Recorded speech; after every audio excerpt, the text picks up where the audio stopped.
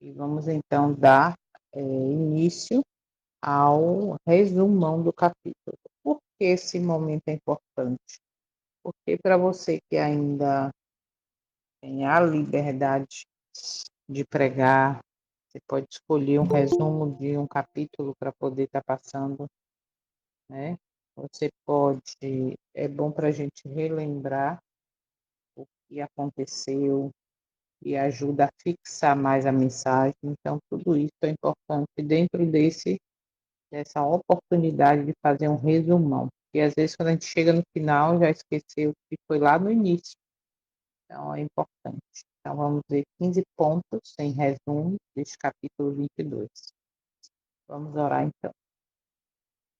Santo e eterno, te agradecemos, Pai, pela tua graça e misericórdia. Agradecemos por mais essa oportunidade de andar contigo este dia. Agradecemos porque se amanhecemos com fôlego de vida, é mais uma oportunidade que tem nos dado para tomarmos decisões, fazermos escolhas corretas e, principalmente, andar no caminho reto, íntegro e no caminho estreito, que é, de fato, um preparo para a eternidade. Toma cada um aqui presente, os que não chegaram, os que vão assistir esse estudo em outro momento. Toma em tuas mãos famílias, amigos, parentes. Toma também as pessoas pelas quais estamos orando, os enfermos, as famílias enlutadas. Estamos aqui reunidos no mesmo propósito de orar uns pelos outros, de aprender de Ti, para nosso caráter ser transformado.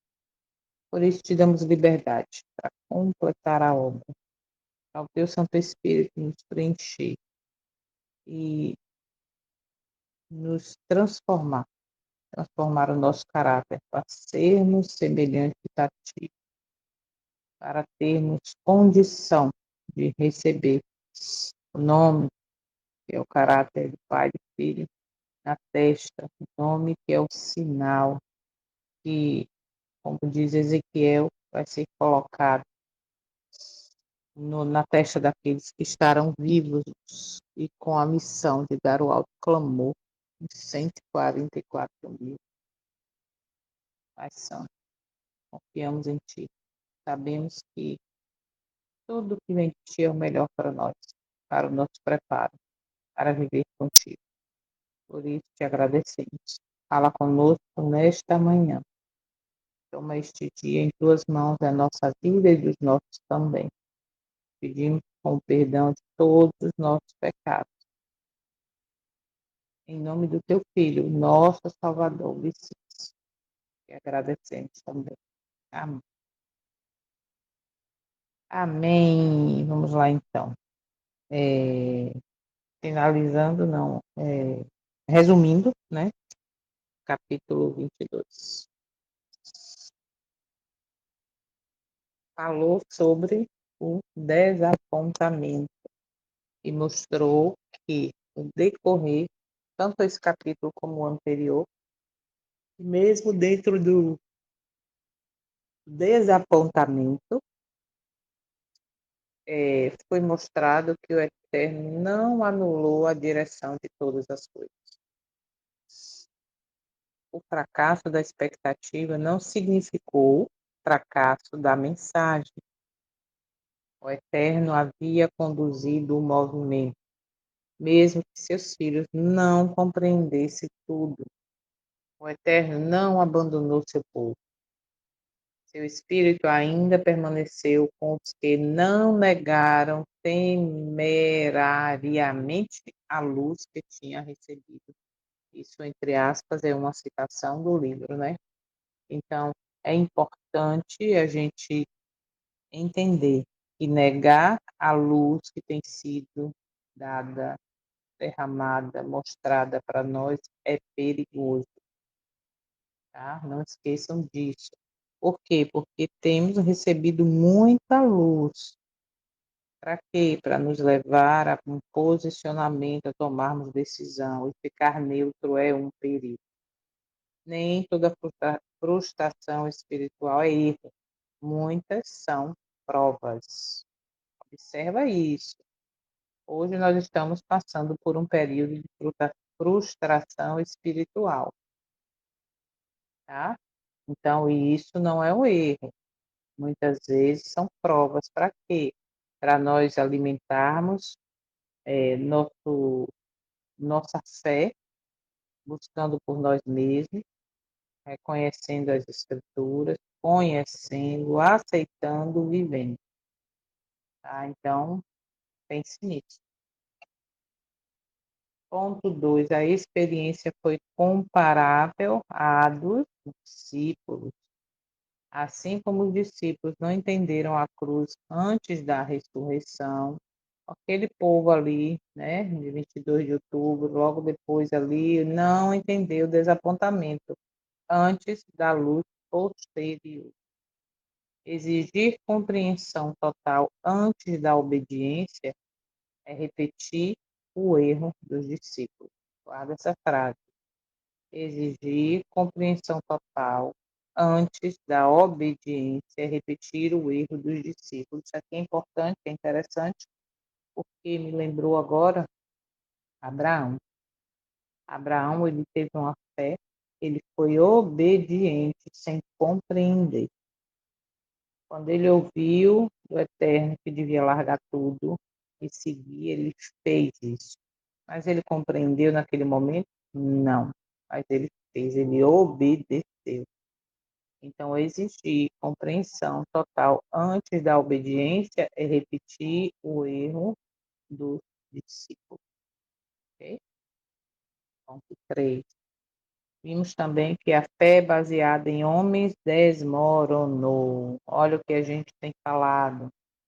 Que a fé não pode ser coletiva. E hoje, infelizmente, o sistema está levando a, dando a entender, né, ao membro que se está aqui, está tudo certo, se está com a gente, está tudo certo, se tem o nome no livro da igreja, está tudo certo, participa do culto, independente de como esteja, agradando ao céu ou não, está tudo certo. E aí é onde mora o perigo. Por quê? Porque a fé acaba sendo, desse modo, baseada em homens, em pessoas, em comunidade, tá? Os que creram por influência de outros abandonaram rapidamente a mensagem. Os que haviam baseado sua fé nas opiniões de outros e não na palavra do Eterno estavam prontos para mudar de ideias.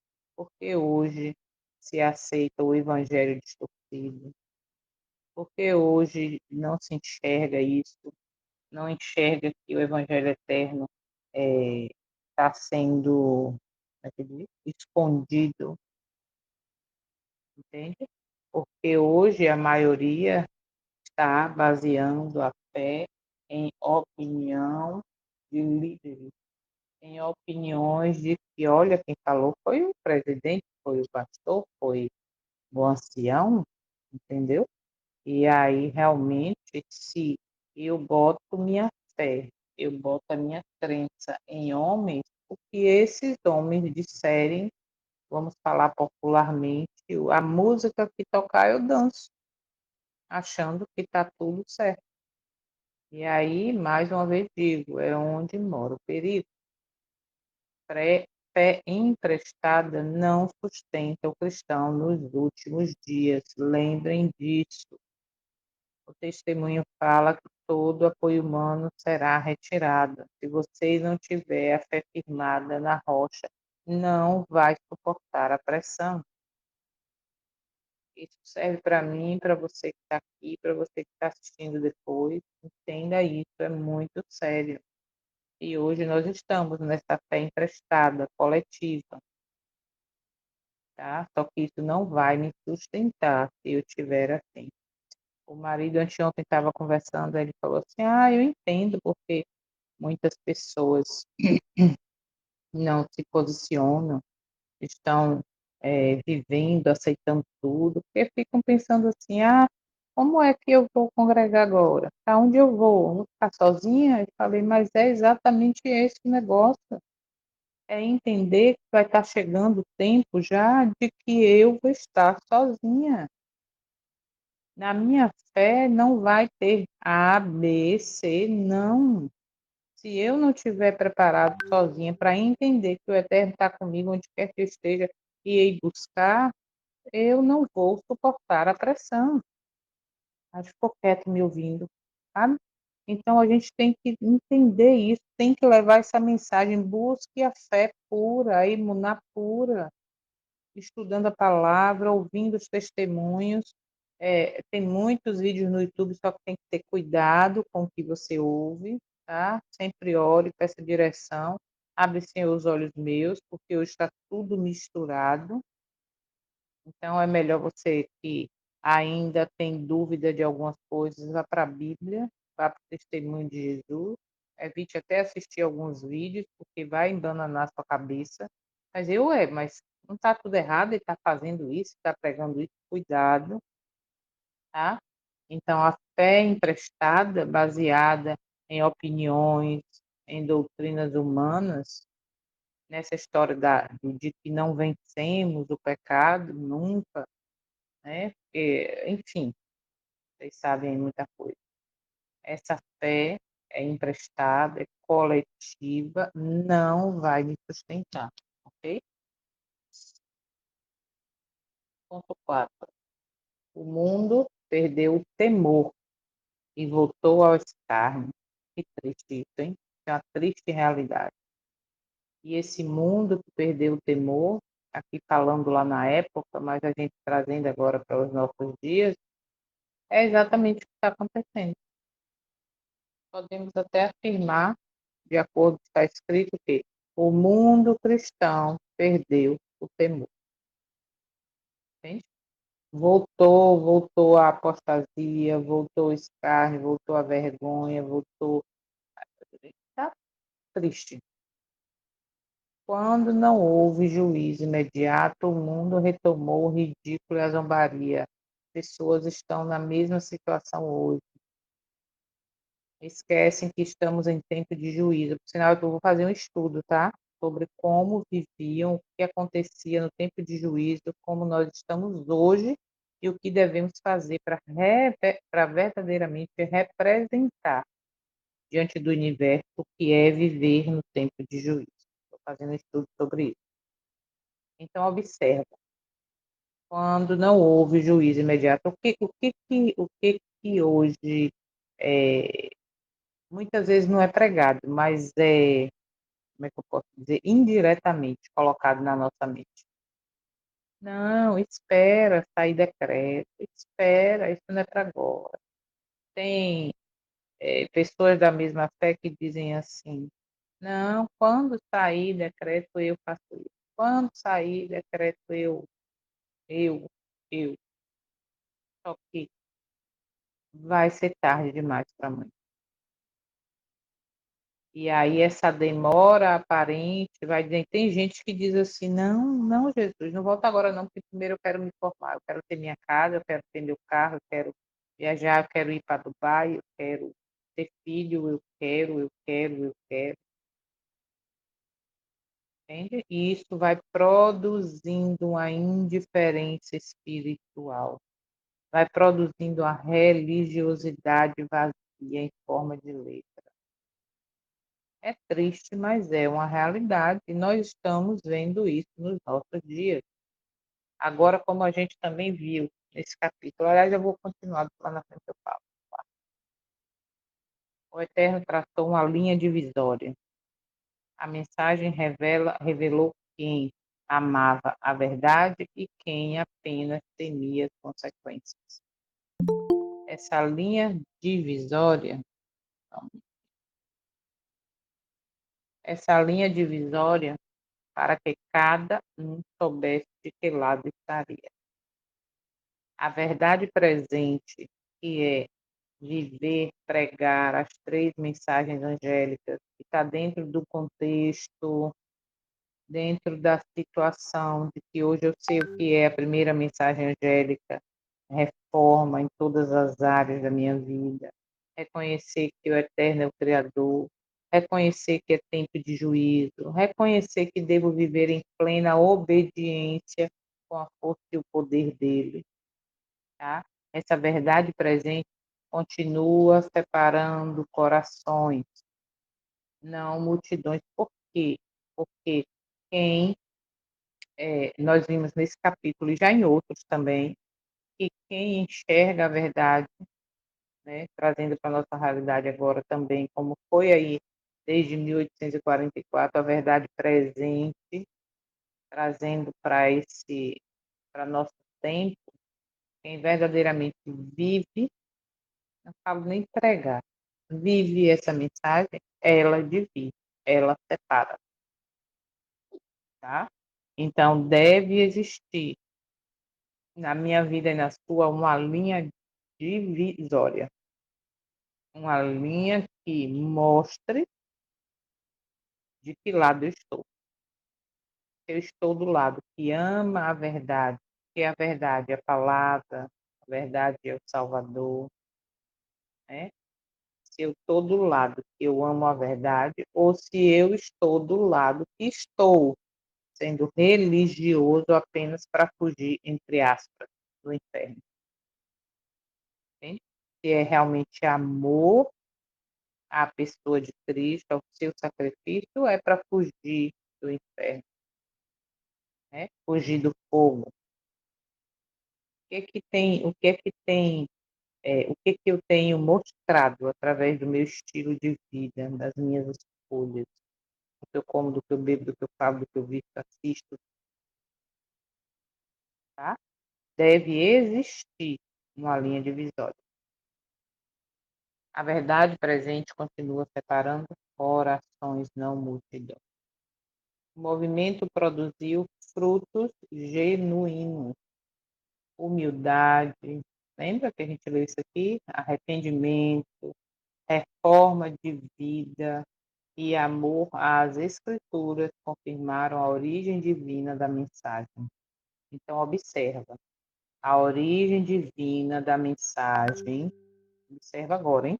A origem divina da mensagem deve estar recheada deve me levar a humildade, arrependimento, reforma de vida. Isso tudo está dentro da primeira mensagem angélica, tá?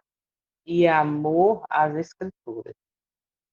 Se eu estou, é, se eu estou em um grupo, né, em uma instituição que não é mais pregado humildade, arrependimento, reforma de vida e as escrituras estão sendo, inclusive a própria lei do Eterno está sendo pisada, não tem mais origem divina nesse lugar. Isso é bem claro nesse capítulo que nós estudamos. Onde não há transformação de caráter, não há verdade viva. E lembrando, verdade é a pessoa de Jesus, do nosso Salvador. Verdade é a Bíblia, que é viva e eficaz. E por aí vai. Então, se não há mensagem, se não há testemunho que me leve à transformação de caráter, não há verdade viva ali. Ponto 7. A palavra resistiu à oposição dos eruditos. Nem o saber humano, nem a eloquência conseguiram derrubar a base bíblica da mensagem. A verdade não depende de aprovação acadêmica ou religiosa. Por quê? Isso aqui é muito importante, porque infelizmente muitos hoje estão vivendo a fé coletiva, tá? Aceitam a mensagem distorcida sem perceber. Por quê? Porque busca aprovação acadêmica.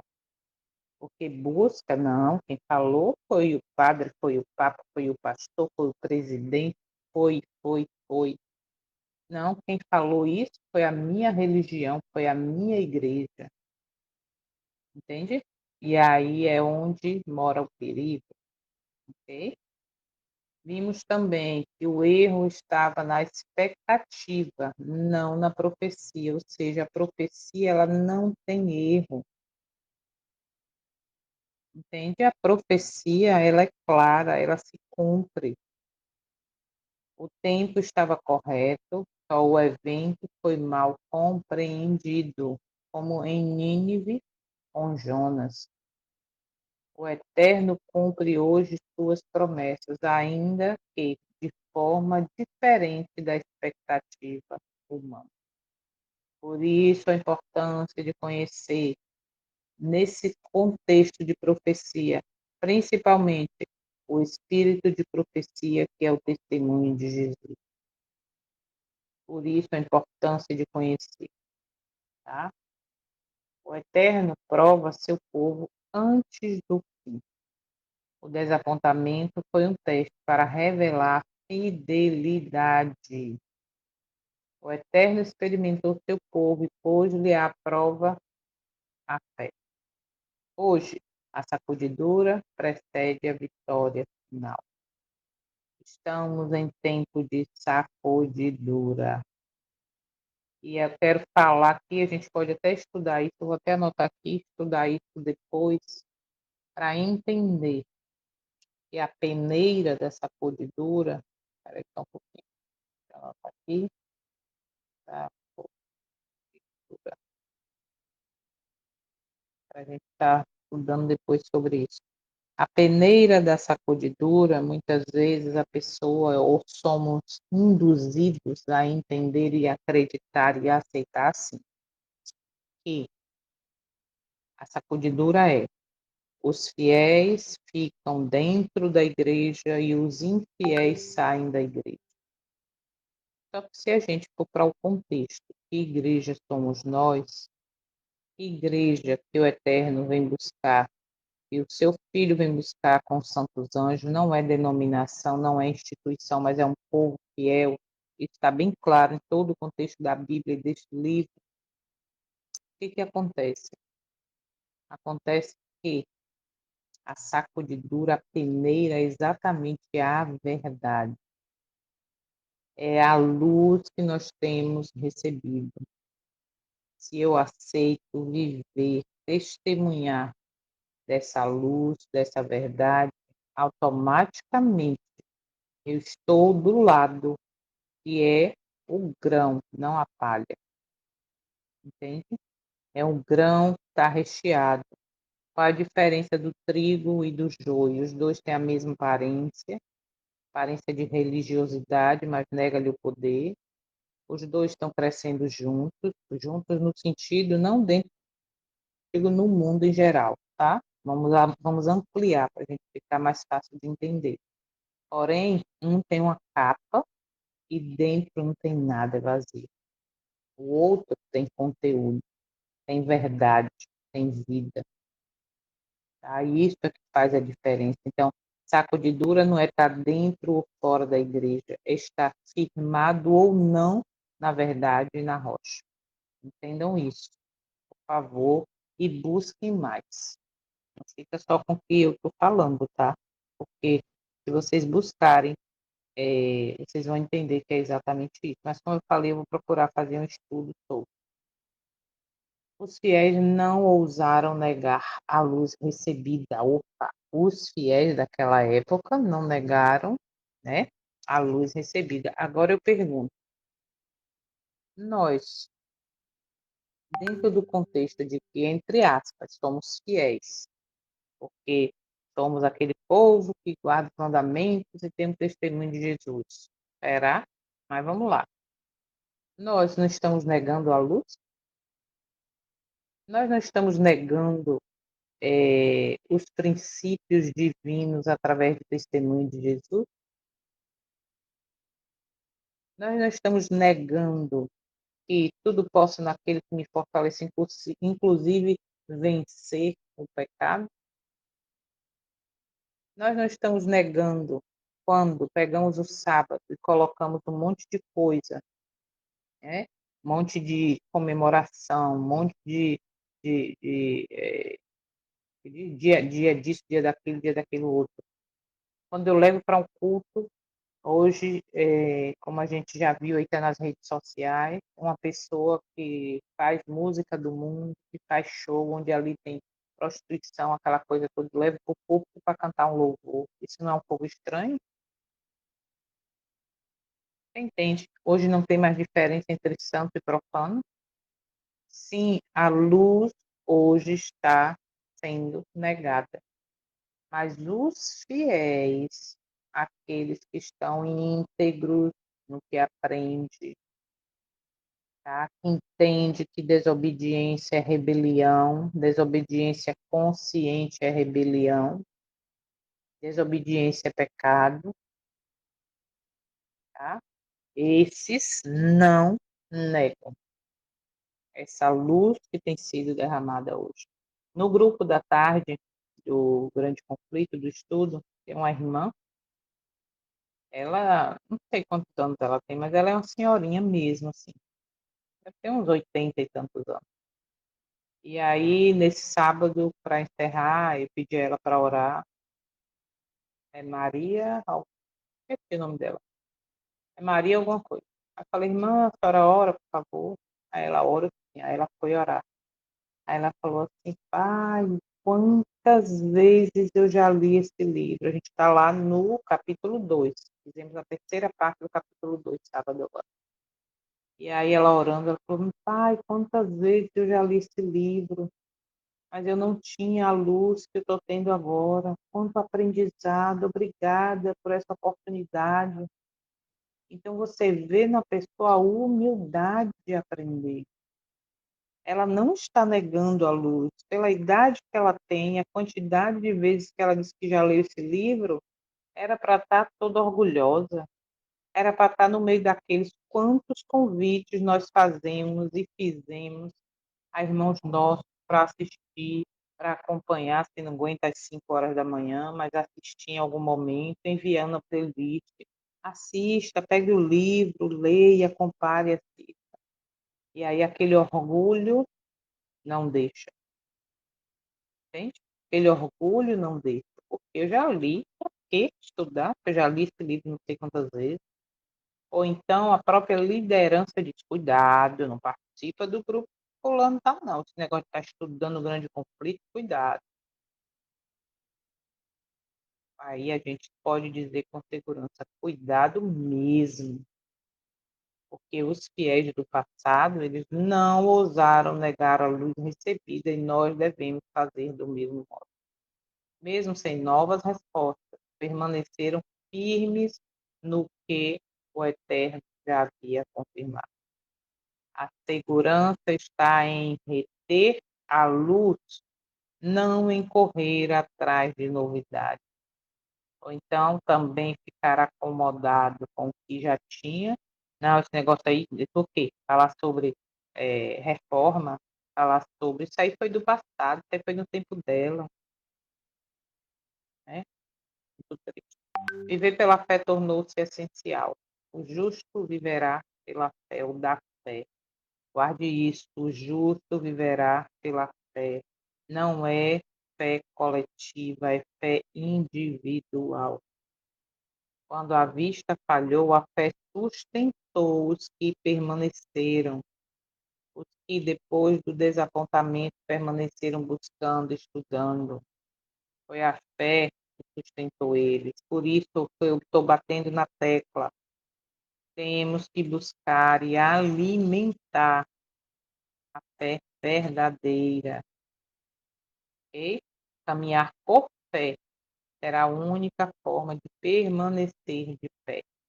Entende por que a fé tem que ser pura, tem que estar firmada na rocha? Porque caminhar por fé será a única forma de permanecer de pé. Por isso que os que estão dentro da fé coletiva, dentro da fé que acha que ali é o suficiente, já é o tudo, já está salvo. Por isso que muitos desses não ficarão de pé no tempo de prova. Não conseguirão, vencer, sabe, vencer a pressão, não vão suportar a pressão.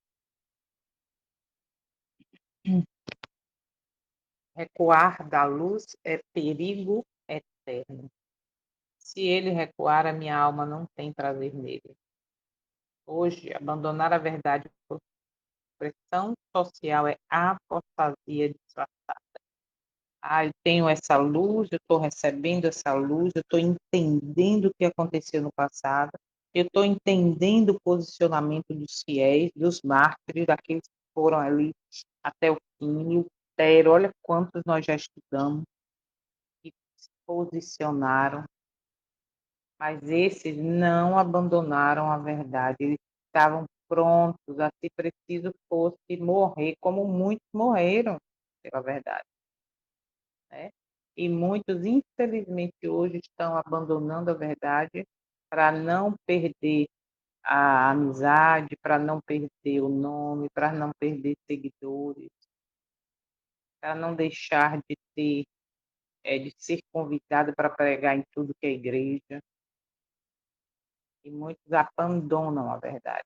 Porém, abandonar a verdade por pressão social é a apostasia disfarçada. Eu não vivo a verdade, porque se eu pregar, eu vou perder o emprego, vou perder a amizade, vou perder, sabe? Isso é apostasia disfarçada. Forte. Ponto 13. A promessa ainda estava de pé. Ainda um pouquinho de tempo, e o que há de vir, virá e não tardará.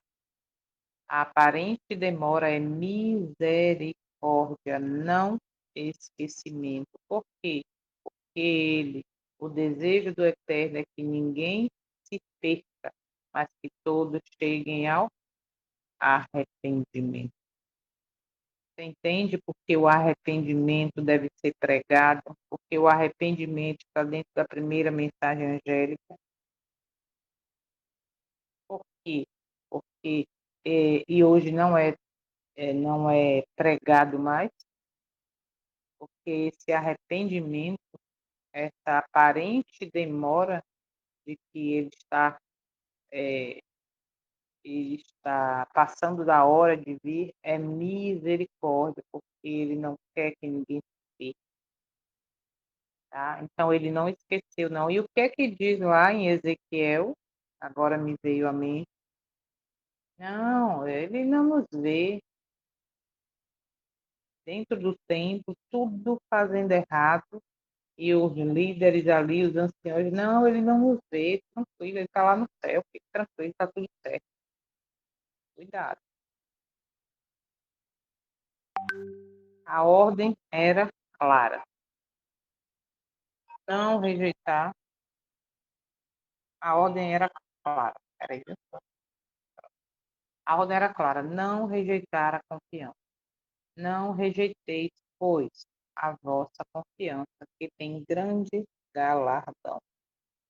Hoje, perder a confiança no Eterno é perder tudo. E, infelizmente, hoje, estamos sendo doutrinados a perder essa confiança. Como assim? Bom, se hoje eu ouço, né, que espera vir decreto, se hoje eu ouço que eu não consigo vencer o pecado, que é impossível guardar a lei, eu estou sendo levado a perder a confiança no Criador, o Eterno. E se isso acontecer, é perder tudo. Não tem outra opção, não tem outra oportunidade. Ok? A única postura segura é vigiar, viver à luz e esperar. Lembre disso, devemos vigiar. Lembra que eu falei? Busque na palavra que quando você vê uma mensagem que ela está com o vinho de Babilônia, você vai enxergar. Abre, Senhor, os olhos meus. Se você busca força e poder no eterno para viver a luz que tem sido apresentada a você, está no caminho. E com isso tudo você vai testemunhando e esperando a vinda do Mestre. Os fiéis daquela época, após desapontamento, vimos isso em vários capítulos, inclusive no 22, continuaram estudando, orando e aguardando mais luz, mais revelações. E hoje o testemunho é claro quando diz que a verdade que foram escondidas sob o lixo e cabe cada um, não é o coletivo, não. Cabe a nós, a cada um, buscar essas verdades e apresentá-las a outros para assim alcançar, para assim ajudar esses a alcançar o céu. Isso é o que o testemunho diz. Tá? Então, como fiel, ou dentro desse contexto de buscar ser fiel, continue estudando, orando, examinando. Luz rejeitada se apaga. Olha que linda essa frase. Luz rejeitada se apaga. Luz vivida se multiplica. Quanto mais você vive a luz, mais luz vem. Quando você rejeita, o coração endurece e ela se apaga. Que triste realidade. Então, dentro desse capítulo 22, nós vimos aí esses pontos, né? Outros pontos que marcamos, que comentamos durante o estudo, e nos leva a reconhecer a importância de buscar, e nos leva a reconhecer a importância de peraí, a importância de entender o que está escrito aqui, ó. Vocês, cadê? O mundo zombateiro, eu estou lendo o último parágrafo desse capítulo. O mundo zombeteiro estava dizendo: vocês foram enganados. Abandonem sua fé e digam que o movimento adventista veio de Satanás. A palavra de Deus, contudo, declara: se ele recuar, minha alma não tem prazer nele. Observa aí. Renunciar à fé agora e negar o poder do Espírito Santo que havia respaldado a mensagem seria recuar para a perdição.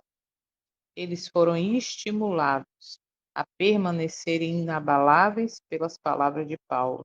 Não rejeitei, pois, a vossa confiança.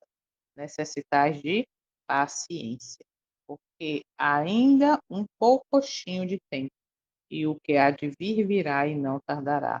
Agora, para mim e para você, o único e seguro caminho é conservar a luz que já havíamos recebido do Eterno, apegar-se firmemente às suas promessas e continuar a estudar as Escrituras, vigiando e esperando pacientemente, a fim de receber maior. Então, está aqui. Outros pontos importantes nós já vimos no decorrer do estudo, mas é mais aí uma lição para nós dentro do capítulo 22, que falou sobre as profecias cumpridas. Okay? Estamos vivendo o mesmo momento decisivo, apenas em escala final. A pergunta não é se entendemos tudo, é se seremos fiéis ao que o Eterno já revelou para mim e para você. Não rejeite a mensagem porque ela prova sua fé. Não abandone a luz porque ela confronta tradições. Não recue porque o mundo escarnece. Não recue porque você vai ser perseguido pelos seus. Não recue porque o testemunho diz que os adventistas nominais, ou seja, os que não vivem de fato a luz, vão perseguir, vão entregar os fiéis aos católicos.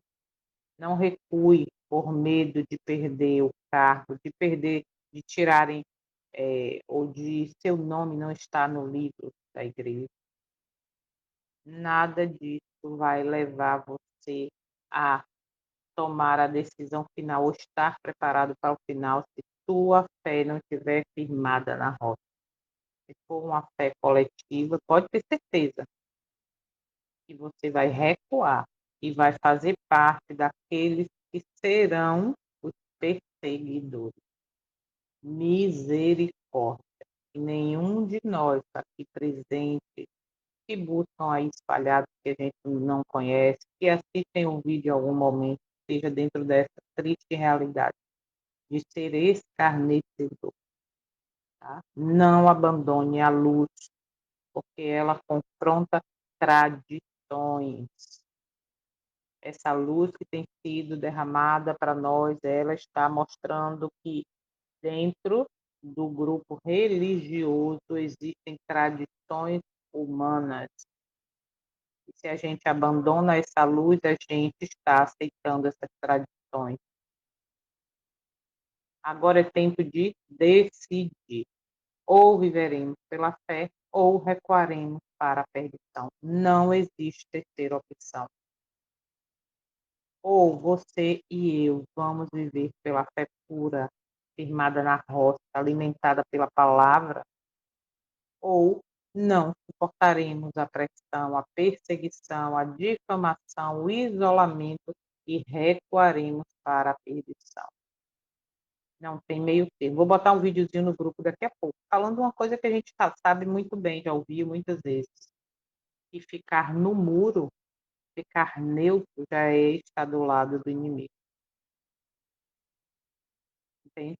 Precisamos nos posicionarmos. Eu vou bater sempre isso na tecla. É tempo de decisão, é tempo de viver o caiu, caiu Babilônia. É tempo de enxergar a verdade. Os últimos vencedores não serão os que viram mas os que não negaram a luz que receberam. Se eu e você, ou você que está ouvindo aqui depois, quer ser vencedor, não negue a luz que tem sido derramada a você. Lembra que ontem nós vimos as 7 características dos adventistas que não conseguirão passar fiéis pelo tempo do fim. E ali tinha o morno, nós vimos ali, né? A condição. E dentro daquelas 7 pontos, 7 características, todos eles não viveram a luz que estava sendo apresentada ou derramada. Todos eles estavam dentro do contexto da fé coletiva. Percebe? Todos negavam a luz, negavam o testemunho, negavam a Bíblia. Então, se precisar, assista aquele vídeo novamente, como eu falei, e faça uma autoanálise. Dentro das 7 características, que ponto eu estou errando? Pai, me ajuda a corrigir. Eu não quero estar dentro desse contexto que eu sei qual é o fim. O fim é perdição. Então, esse foi o resumo do capítulo 22. Lembra que o parágrafo 29 diz assim: anjos foram enviados do céu para despertar os que se haviam desanimado e prepará-los para receber a mensagem. Não foram, observa, os mais talentosos, porém os mais humildes e consagrados, os primeiros a ouvir e obedecer ao chamado. As igrejas em geral, fecharam as portas a essa mensagem. E um grande número daqueles que a receberam retiraram-se de seu meio. Na providência do Eterno, esta proclamação uniu-se à mensagem do segundo anjo e deu poder à obra. Você entendeu qual é a mensagem do segundo anjo? Caiu, Babilônia. Então, essas pessoas que se posicionaram, elas fortaleceram a mim. Então, cabe a mim e a você tomarmos uma decisão neste dia. O que eu vou fazer com a luz que tem sido dada para mim, tem sido revelada? Vou guardar, vou, eh, como é que fala? Vou recuar, vou recusar, ou eu vou viver essa luz? Vou abrindo concessões, isso pode, só hoje. Então, que possamos permitir mais uma vez nesse dia que está sendo revelada a misericórdia do Eterno para mim e para você, nos arrepender, humildemente estar vivendo a independência dele, pedindo me dar força, Pai, eu não vou conseguir sozinho, eu preciso da tua ajuda. E ele, porque o que ele promete se cumpre. Ele não é homem para tudo. Então, que neste primeiro dia da semana possamos refletir nisso, tá? E amanhã vamos para perguntas e respostas, que é mais um momento de reflexão de um assunto, de um capítulo tão necessário, né? Para os nossos. Então, tenham todos um bom dia, que o Senhor te abençoe e te guarde. Vamos orar para finalizar. Santo Eterno, nós te agradecemos mais uma vez. Que neste dia possamos valorizar a misericórdia que está sendo concedida. E nessa valorização, não rejeitemos a luz que tem sido dada para nós através desse estudo. E não rejeitemos a luz da primeira, segunda mensagem angélica, que nos leva a uma reforma geral, que nos leva a enxergar o que significa Babilônia no nosso meio, na nossa vida, particularmente falando. Nos faz entender que a fé coletiva não vai nos levar a lugar nenhum, ou melhor, vai nos levar, sim, à perdição. Nos ajuda a buscar nós mesmos, não ficar apenas nesse momento, não apenas no que tem sido falado, mas buscar ter um momento individual, fortalecimento da fé.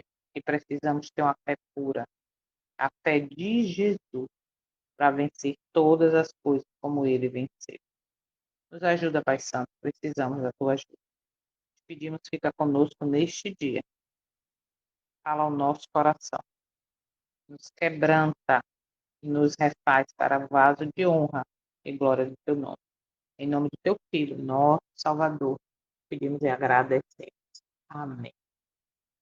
Amém, amém. Bom dia, bom Amém. dia, bom dia. Até amanhã, se o Eterno permitir.